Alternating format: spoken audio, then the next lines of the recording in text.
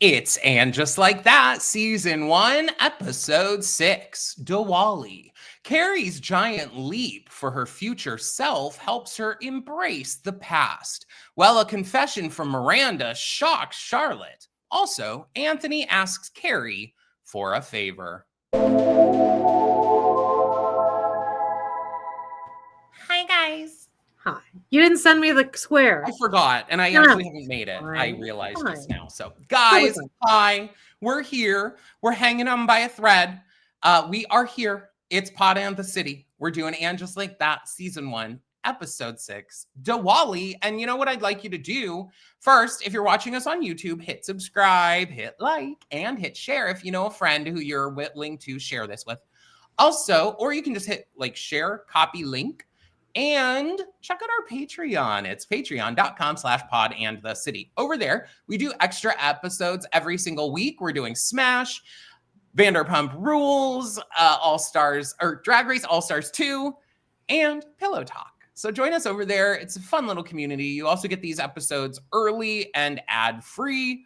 It's worth it, baby. $6 a month. Check it out. Yeah, look, now if you didn't check out our live, make sure you do. Yeah. It's on our YouTube channel exclusively, but in that live, we discussed really quickly a little news and gossip. So let's actually do that.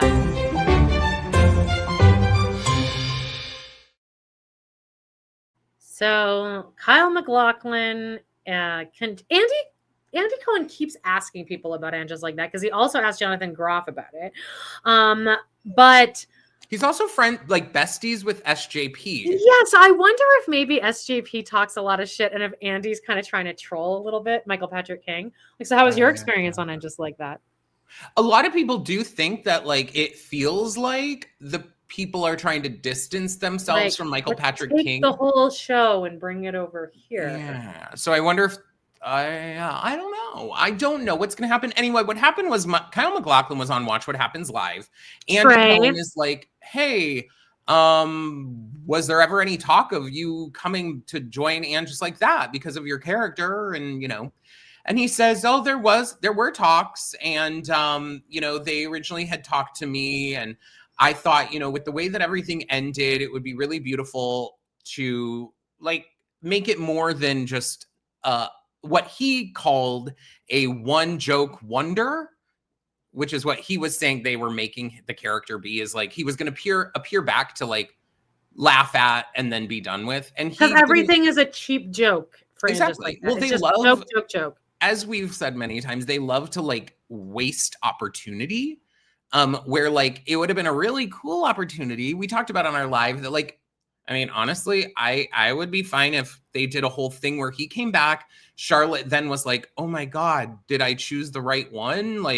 Yeah, there were only 40 people in our live, a handful of people. And there was a multitude of comments of all better ideas. And everyone was incorporating the scat comedy, which Michael Patrick loves. But we all still managed to figure out a good way to do both. I just think it was a missed opportunity. And he's like, I was holding out, waiting, hoping maybe they would, decide that was a thing. And Michael Patrick King said that's not his vision. Does he think we don't like Trey? Trey arguably got away pretty unscathed as a character. Michael Patrick King thinks we don't want Sex and the City. Remember? Nostalgia. That's right. I hate nostalgia. Millennials hate nostalgia. Well, I say then let's just jump right into this episode, babe. Yeah, John's operating on a 20% battery right now.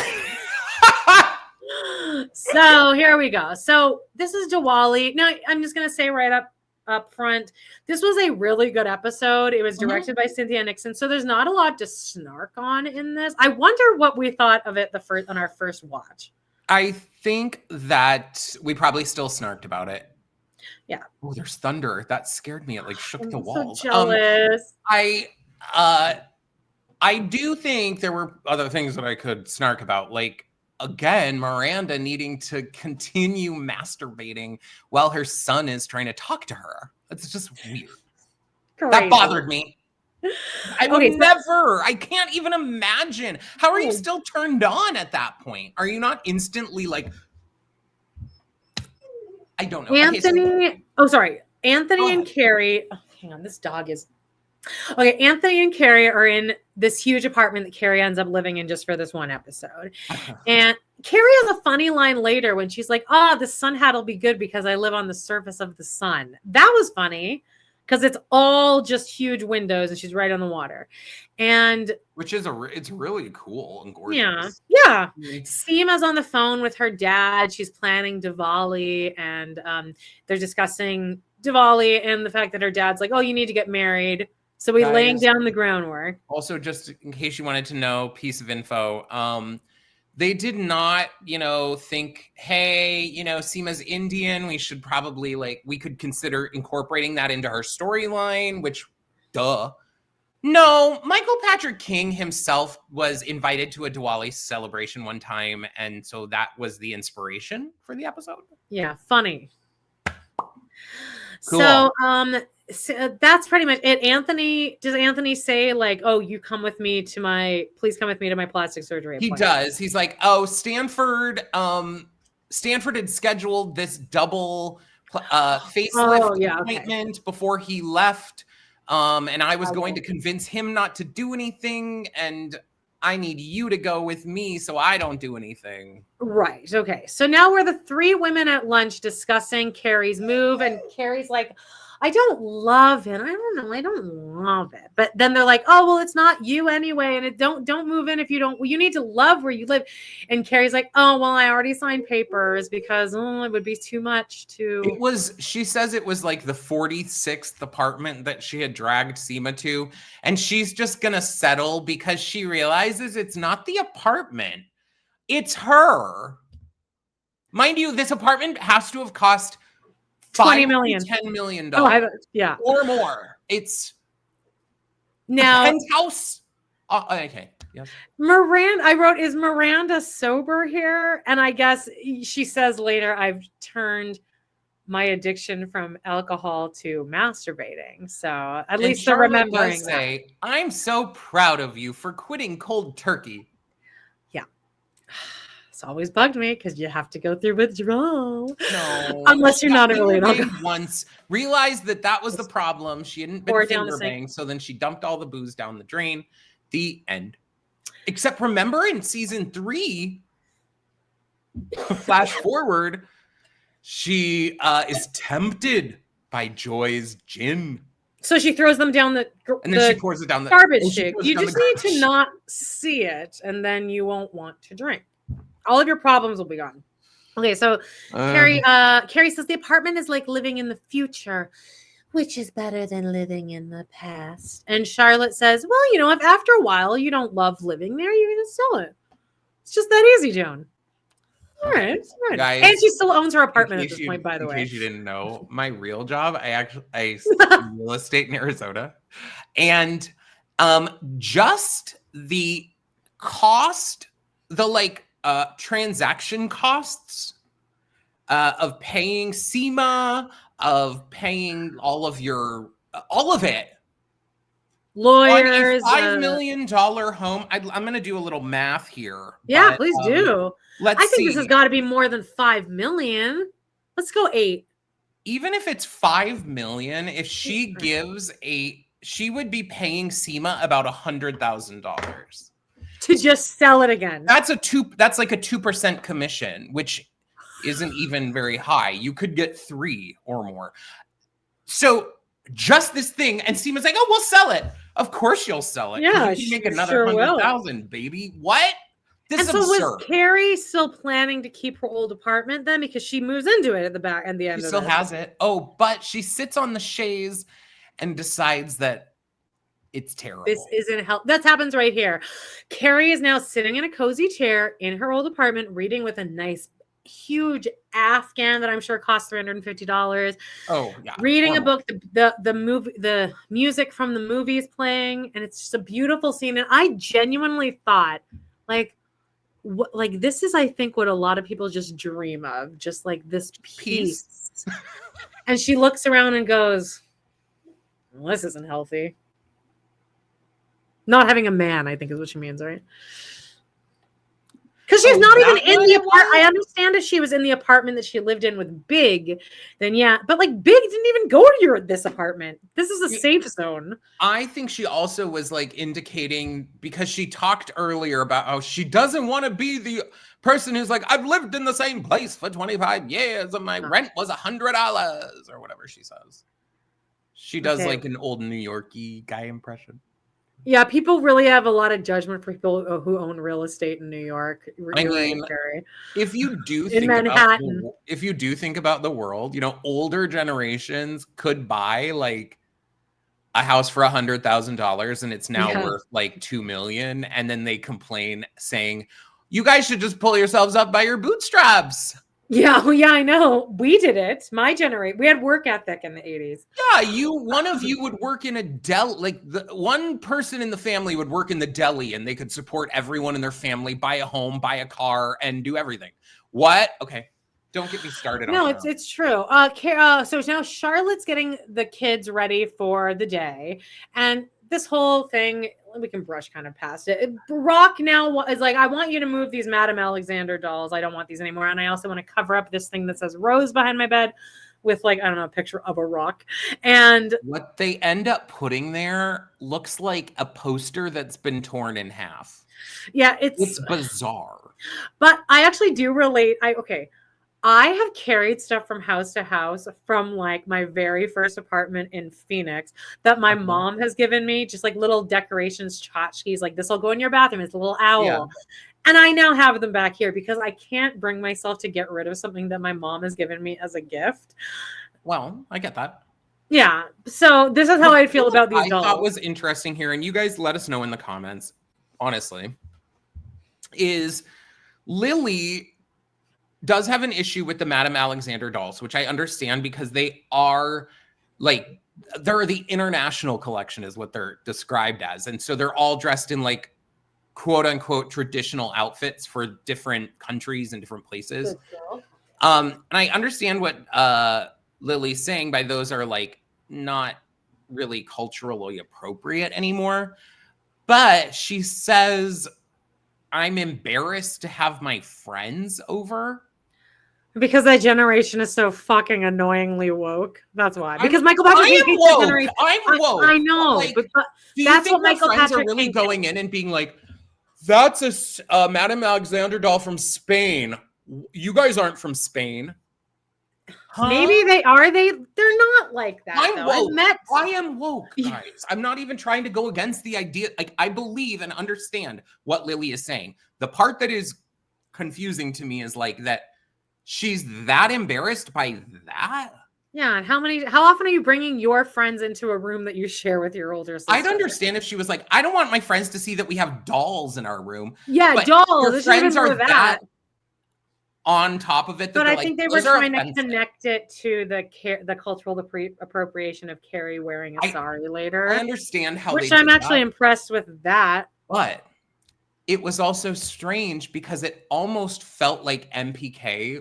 Well, MPK wasn't in charge, but I guess someone else wrote it. But it almost felt like that scene later was trying to discount the young people's feelings about it because they're trying to say that they're doing it's culturally appropriated, these dolls. And then later, Carrie's like, oh, is it appropriate for me to wear a sari to the Diwali celebration? And Sema's like, it's not cultural appropriation, it's cultural appreciation, which I'm understanding. The argument could be used the same thing for the dolls, though. You could argue the same point for the dolls. And that's in a way where I think that they almost like shit on their earlier point that they were trying to make by saying like, oh no, you're fine as long as you are like appreciating it, which then it feels like a pointed choice by MPK to be like, oh, these young woke people, they're too woke. Talk to an actual person and they'll say it's okay. Yeah. Like, who do you think he hates more? Everyone. Women, gay people, or Gen Z? I think he definitely hates the younger generations the most. Okay. And then I think he hates... Because remember that character that was friends with Mia, Mama Mia? Epcot?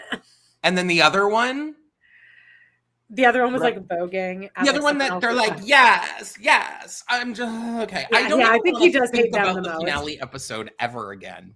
The poop. Okay, well, we've talked about this enough, and I've been kind of trying to hold back on moving to the next scene because the next scene is. Oh, wait, though. It almost happens as abruptly as this. It's like you're going along, la di da. I don't know about. I think it's. No. The last line is she goes, "Well, thank God for you, Richard Burton," and there's like a shot of the dog's face. Smash cut to Che. So like close up on Che, bright lighting all surrounding them. Probably Che being like, screenshot here. Now, tell me you like it. Tell me you like it. Tell me not to stop. Not to stop. Inhale. Is this okay? I can't hear it. Miranda. Yes. So that happens. And Miranda's at so school. Unsexy. It's gross. And Miranda's at school. Yeah. Look, I get having a flashback and being like, and like if you're, it's like actually it's like a fun little space to be in where you're like remembering something amazing that just happened and you can just replay it in your head. I like this idea. I like the concept, but I need you to help us as an audience member connect to this feeling of feeling hot for the scene. Because first of all, you made the first scene gross.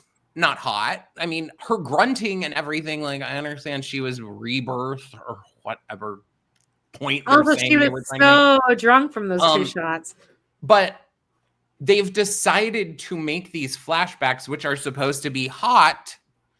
Because when you have a positive flashback, you don't remember it looking bad. If anything, you make it more sexy in your head. And also, I'm sorry, anytime I have a flashback or I'm thinking about some kind of thing with someone, we are not as though we've been killed and in heaven and we're like in a white room with nothing around us. Like, we're in the space that we were in. Why would they just not put them in the kitchen and put them in like red lighting or something? Literally. Yeah. Red light. Anything. This didn't make any fucking sense. Sorry. Yeah, they didn't even need to redo that. They could have just played the old scenes with the filter. I said that before. To be honest, I don't even think they really needed to do it at all. They could have just had Miranda go, like, exactly. When Carrie is making the salmon in her apartment, okay, there is a moment that drove me crazy. Add it to the fucking list. Is it where she says not too much salt? Yeah, I wrote that down. Why? If we can I don't need to know that. Why can't we use descriptors for other things? No, that line really took me out of it because I understand adding ADR lines like that if you really think that the audience isn't going to understand what's happening. But like, we can see that you're putting salt on salmon. Who is... I talk to myself. I'll say, I probably sound crazy. I'm an only child. It happens when you're an only child. You talk to yourself. I talk to myself, but I'm sure as hell I'm not like making food and being like, not too much pepper. Who am I warning? Yeah. Where's myself? It's wild. But anyway, we're not there yet. But so Miranda's having this hot flashback and Naya walks in and she's like, they have plans to go walking in Central Park. So Naya and Miranda are walking. Miranda looks really good in the scene. She looks like Halloween. But Naya would want to be Miranda's friend, though. But no, not at all. Naya's like, I have to go to dinner tonight with Andre Rashad. With Andre Rashad. My husband, Andre Rashad. And Andre Rashad's bestie and his wife, Myrtle, who she calls Fertile Myrtle. So they got the Fertile Myrtle joke, but they missed the dinner with Andre joke. I'm very upset about that. Though, and then they ruined the Fertile Myrtle joke because it later is Miranda's like, what's her real name? And she's like, it's really Myrtle. She was conceived in Myrtle Beach. Yeah, it ruins. She was conceived in Myrtle Beach. Okay? I can't. And is that a story your parents are now telling to everyone, and now Myrtle's going around retelling that story? Would you ever, if you told a friend that, would you even say it like that? She was conceived in Myrtle Beach. I would go so far as to say I have no idea where I was conceived because my parents didn't tell me that. Okay, so Naya, so the whole thing here is that Naya doesn't want kids, but she's annoying to go out with these parents because all they want to talk about is kids, and then they are very inappropriate at the dinner later, I will say that. Well, her and Andre Rashad, it's also established because later it's that he does want kids. Yeah. But she doesn't. But later in the episode, she kind of is like, I've been thinking about it. And he's like, oh. Right? Okay, so they're but again, this storyline doesn't fit in this show. It doesn't fit in the show. I think it's an interesting story to tell of choosing to be child-free and the issues that cause. By the way, there's all this, I don't know if you're on child-free TikTok, probably not, but like there's a lot of discord. You should read comments on child-free content because it's a real shit show. I see a lot of things about people being like, okay, well, you know, child-free, if you don't have a child, you still have to exist in a world with children. Oh yeah, well that. But it's a lot of arguments about, and I actually don't agree with this. A lot of child-free people being like, I hate it when people invite me to like their kid's first birthday and their milestone events, and like I don't want, my life existed without this kid, now I have to hang out with this kid. I actually totally disagree with that. I completely disagree too. So you agree with me? Yeah, like if my best friend, I just don't live near any of my friends who have had kids, like Jenny or my friend Erica. But when my friend Erica had a baby when I was still living in New York, and like we all made effort to, we wanted to participate in this. So like I don't agree with that, but like the Discord is truly wild. But we'll get into that in a second. First, we have Sema and Carrie shopping for Diwali, and they discussed arranged marriage. And Sema says that her parents hit the arranged marriage jackpot, and they just want her to be happy. This is all fine. This is all like content that has been explored. But Sema now invites Carrie. Carrie kind of invites herself to Diwali, and she says, "Let's get shopping for a sari." And Carrie says, "Well, is it okay if I wear one? Isn't that cultural appropriation?" And Sema says, "Actually, no, because you're going to this event and it's actually cultural appreciation." Now, somebody in our live comments wrote, Michael Patrick King thinks he's getting off the hook by saying this, having this one Indian person saying, "No, it's fine for me." And assuming that applies to all Indian people watching this. That's a good point. That is how MBK, he'll let himself off the hook by having one person say it. Well, and there it's gospel. And that's why I think this point too was made, was to let himself off the hook of the earlier stuff. Even. It 100% is. It's like, okay. Well, if Sema says this, then I liked it. I'm glad they did this. They actually gave Sema something to do. You know who we didn't see this episode though at all? LTW. Oh yeah, or George Washington. I was reading a thing, you know, people are still not reeling, but people being like, what the fuck did they do to Anne just like that and whatever? And people being like, oh, it was like, how would you fix this? Like, what would you actually genuinely do to do this? And someone was like, make LTW just a friend of, and don't explore the documentary, her family shit. Cause they're like, all of those storylines just seemed so shoved in there and like half in a way. And yeah, for sure. All right, here we are. Carrie and Charlotte are now visiting Carrie's storage unit. And Carrie's looking for things that spark joy. And she finds a sun hat. And she goes, "Oh, it's good because I live in the service of the sun." She also says it's her favorite sun hat. Yeah. Then she stumbles upon, oh no, it's Biggs. It's Biggs Records. And here I know I'm the bitch. Why aren't you labeling your boxes? Okay, Amanda. And I'm always a bitch about this shit. I recognize that I'm a big old bitch about every scene in this show. I'm complaining. The boxes were labeled. Oh, they were? Well, then what the? They had pieces of paper with inventories like written down the front of them. She was standing in front of the boxes that had inventories written on them. And she's like, now, where would sheets be? I don't know. Read the fucking box behind you, lady. What? And then she opens this box of records as though she has no idea what's in it. Mind you, I'm sure it says records on the front. Sure it does. She opens it and is like, oh my God. And now I understand, but guys, what? And also, even if they didn't make the labels, I still wouldn't believe it because this woman has $1 billion and she had a professional moving service do this, I'm assuming. And they just put everything in boxes. You have no idea everything. I can't. Okay. She also finds this heinous yellow lamp. Oh, I like the lamp. Yeah, I know. I think we probably went over this last time, I assume. She takes this lamp and the hat and she's out. Now she's preparing salmon, wearing the hat, not too much salt. And this beeping starts. Now, as I was saying to John, goes on for the next 25 minutes. It was because I was watching it, but also taking notes. So, like, I was very overstimulated with these beeps.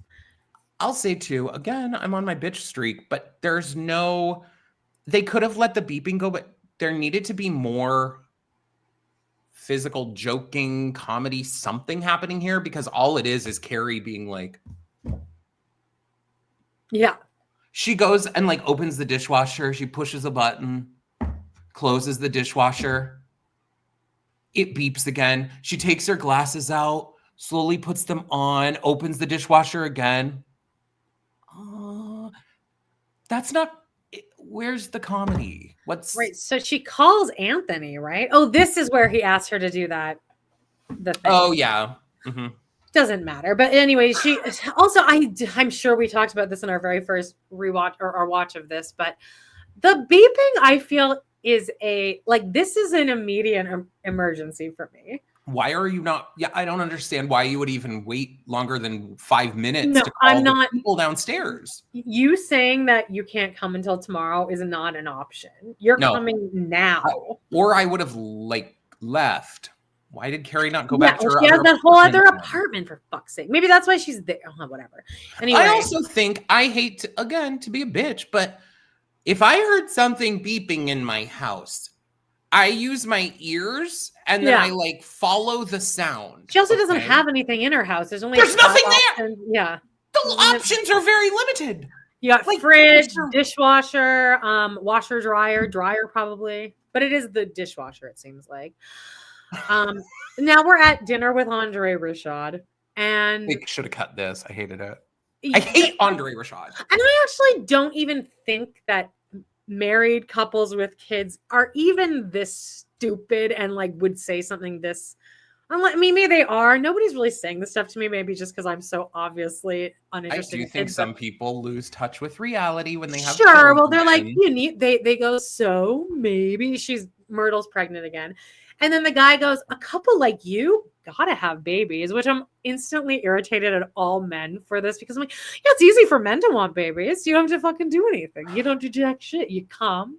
And then you hang out on the weekends. Oh, yeah, just jizz in her in your my other point here is so that the traveling musician whose income is not steady, it's kind of whenever, could have baby. Yeah, cannot. And so he cannot raise them. While Naya, who is a tenured professor at Columbia, she's going to. Are you staying home, Andre Rashad?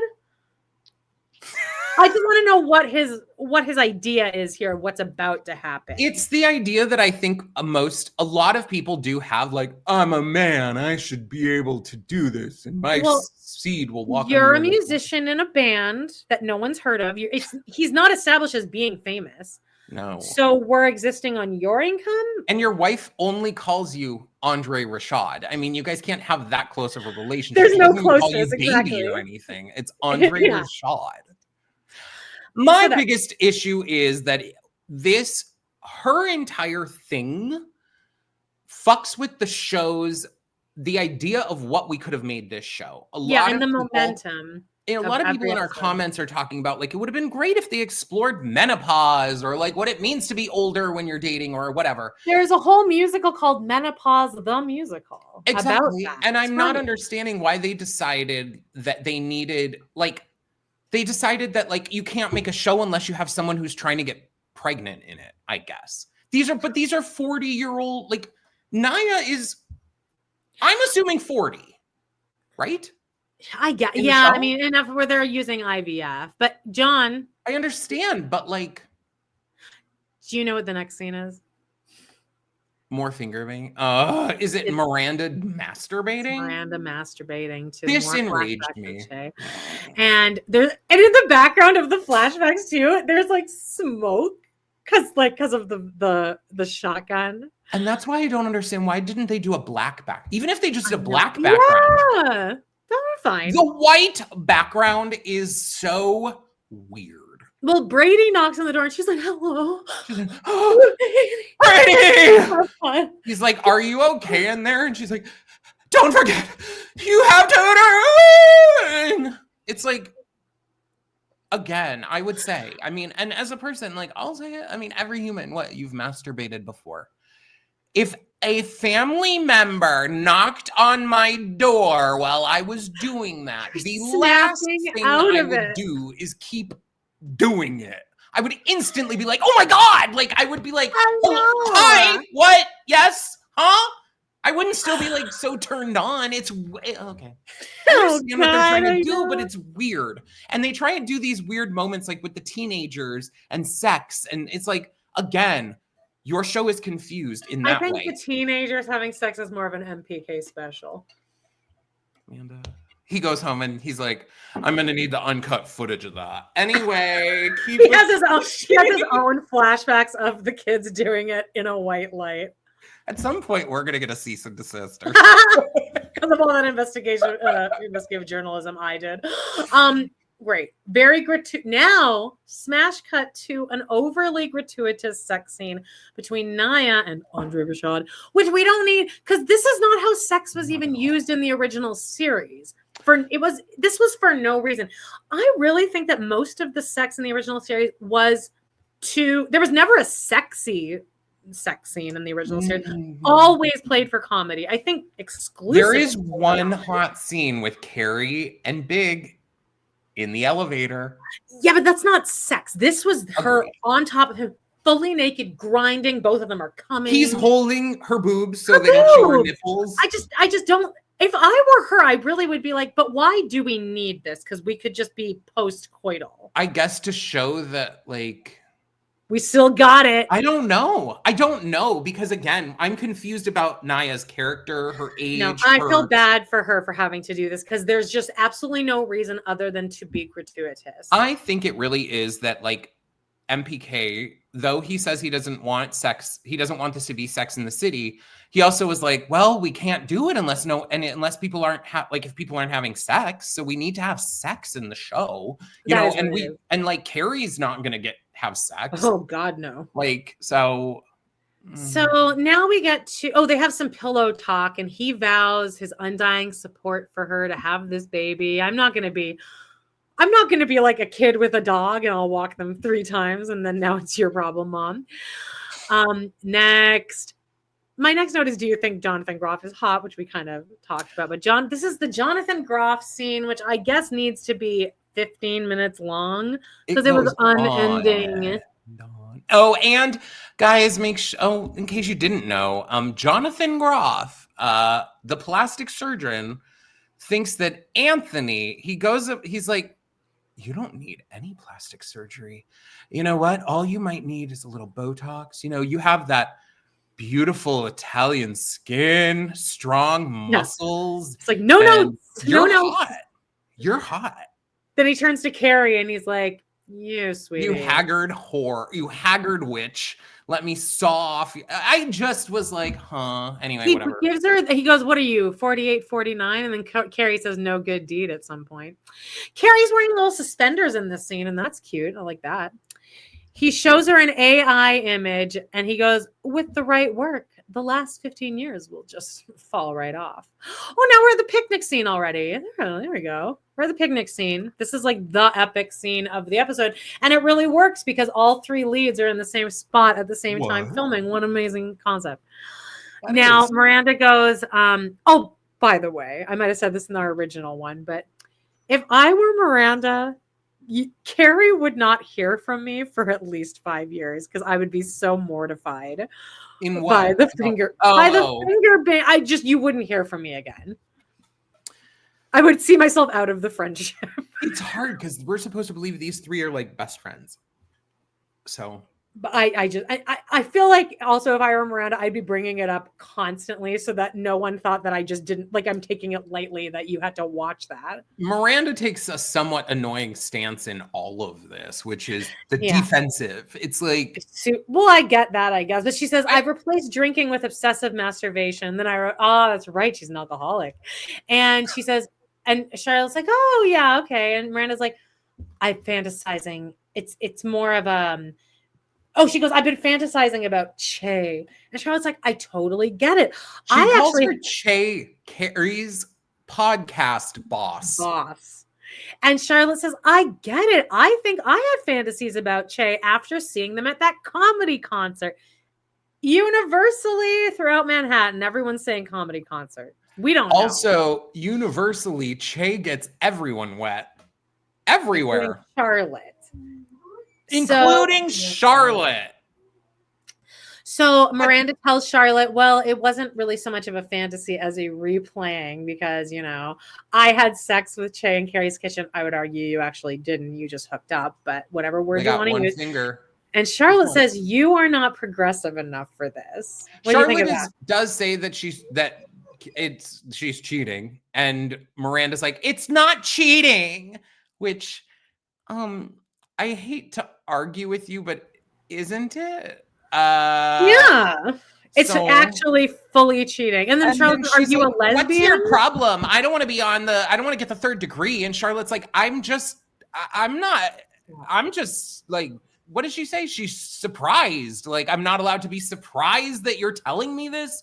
And then Miranda's like, I'm over it. I'm getting out of here. I'm like, okay.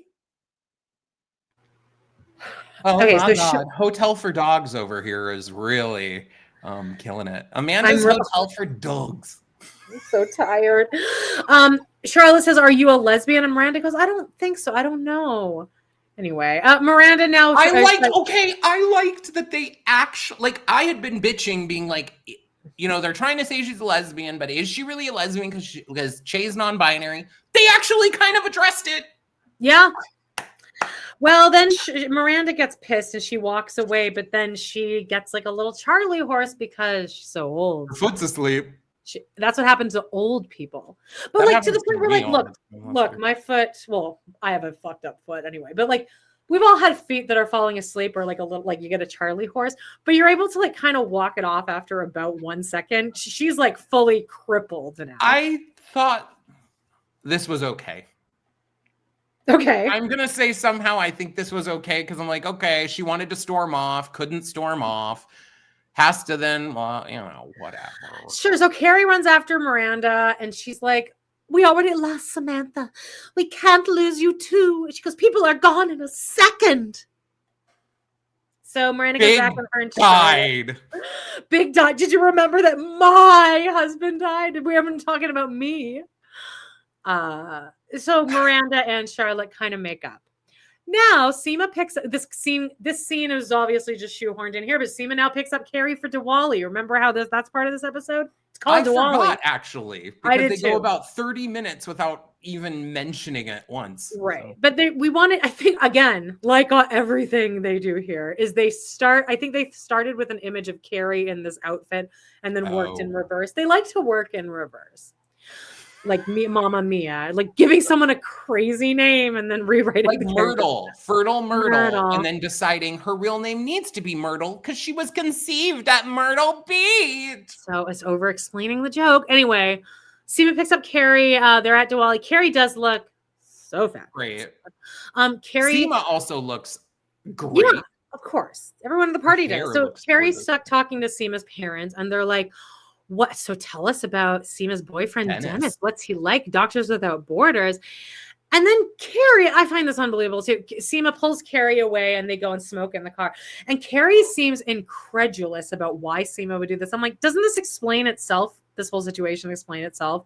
Obviously, I'm lying so that my parents think that I have a boyfriend. Carrie's the type of friend that if you're single, they would always be in their mind being like, you'll find someone someday. If only you'll be happy one day. That's too bad. Too bad about Sema. Don't worry, someday. And it's like some people aren't worried.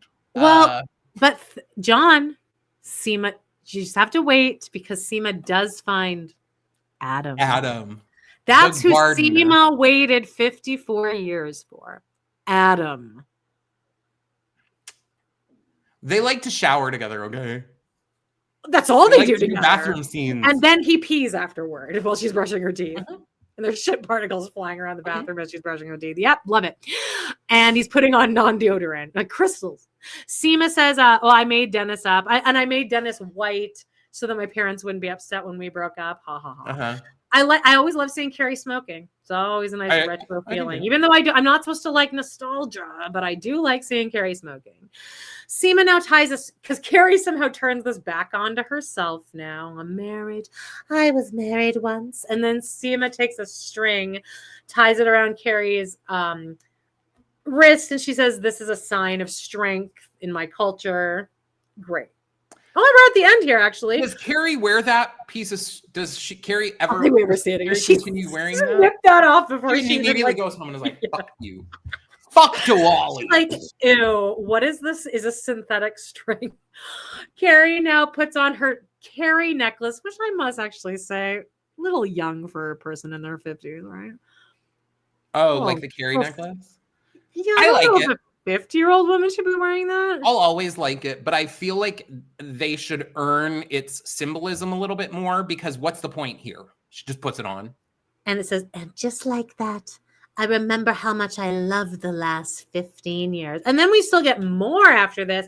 We get a little montage of I did like this. She's back at her own house. She's unpacking Big's records to be like, oh no, I just need to live in the memory, which I wish they could have explored that more, like coming to terms with letting him exist with you. And on Sister Wives this week, Christine is saying like, I try to just talk about Garrison every day, and that keeps him, or maybe Peyton says that, but which is a good way to do it. And then she's listening to Big's records, and she puts on "I Can See Clearly Now the Rain Is Gone," and she's back in her old apartment. Charlotte now packs up the dolls, and Rock puts up some bullshit poster. It's like torn in half. Yeah, and then Miranda, oh god, Miranda is like in her closet or something, and she picks up her phone and she texts JTS on Instagram. DMs, not texts, because they did say DM me sometime. And Miranda texts, "Hey, it's Rambo. Let's hang out sometime." Actually, I think that's pretty good game the way Miranda wrote it. I hate Rambo, but if she had said Rambo, I truly despise it. But if she had just written, "Hey, it's Miranda, period. Let's hang out sometime, period," I think that's pretty hot. Because you always write periods because you're such a mean texter. So it comes across as like let's hang out sometime. It's like yes, period. Yes. But I think that's really actually smart. It's very alpha because it's like it's aggressive, but that's also why I do like, it. Guys, in case you didn't know, I'm an alpha. And I'm a beta. Carrie now leaves in a red dress into the sunlight out of her apartment. Still not happy, by the way. The song is I Can See Clearly Now. There's still such a feeling of gloom over the whole thing. It's like, oh, I still have to live in this apartment. Old. Yeah. It's like, bitch, you have $1 billion. Go travel the world. Do something. I mean, there's a point when she's in her apartment, the white apartment and whatever, and she's like, oh. She's like, hello? And Anthony's like, hello? Or whatever. And she's like, oh my God, I thought you were thank God, I thought you were a scam or a telemarketer. And Anthony's like, well, why'd you answer the phone? And she's like, there's nothing else to do.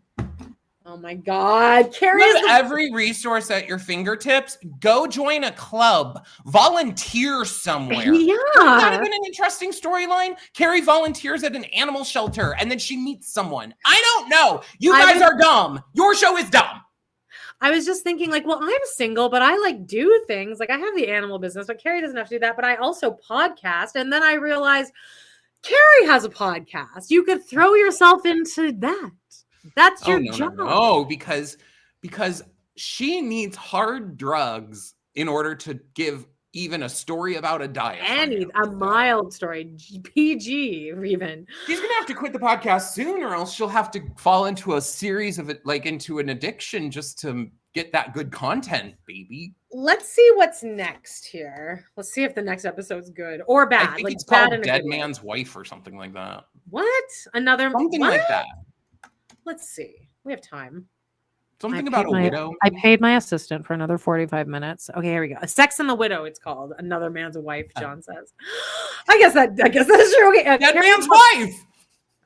Carrie's publisher, Amanda, tasks her with injecting some hope into her new book. Miranda tries to rekindle a spark with Steve. Oh, that scene is depressing. And Charlotte bristles when Harry imposes on her sacred space tennis. You know the Writers Room podcast is going to be like this tennis scene. Ripe with physical comedy for everyone. Well, and it's just the perfect way, because really what you're emulating here is you're emulating the volley between these characters, the pacing, the back and forth. They are the ball. Their relationship is the paddle, and they're I can't. You guys, I know this is kind of short today, but short and sweet. I hope you Actually, you know what you do right now? You start this over from the beginning and you listen to it again. And leave so many comments. Tell all your friends. Go to all of our other videos. Like, you know what? So every week on Wednesday, we put out a weekly roundup on like the audio. It's like uncut. But then we also, Joan will cut out little segments and make them videos. And all of these ones about And Just Like That, immediately it's like 1,000 views, like within a couple days. And then there'll always be one second video that's sitting at like 150 views. But yeah. Guys, check it out if you want. I mean, the problem is, I think we've learned over the year and a half or whatever that, like, if you're coming here for And Just Like That and Sex and the City, it's probably an interesting learning experience. Want to watch something related to that, right? So we love you guys. I'm tired, and that's not why we're. Oh God, Amanda. Picture of Che and Miranda with her fingers. We love you guys so much, though, and do all the shit. Join our Patreon, subscribe, hit like, all that stuff. Just be a pal. Yeah, Join love the Pod you and guys. the City family. Bye. Bye.